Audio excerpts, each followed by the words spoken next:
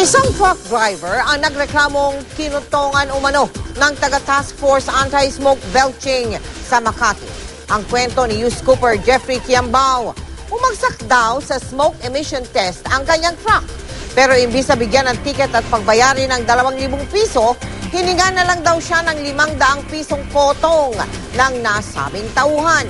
Hindi pa makapagbigay ng pahayag tungkol dito ang Makati Public Safety Department.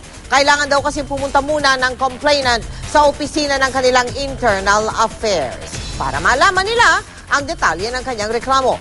Pwede rin po kayo magpadala ng video o litrato ng mahalagang balita. Mag-log on sa www.uscoop.tv para naman magpadala ng text o MMS. I-text ang scoop, space, message, space, ang inyong pangalan at address at ipadala sa 4627.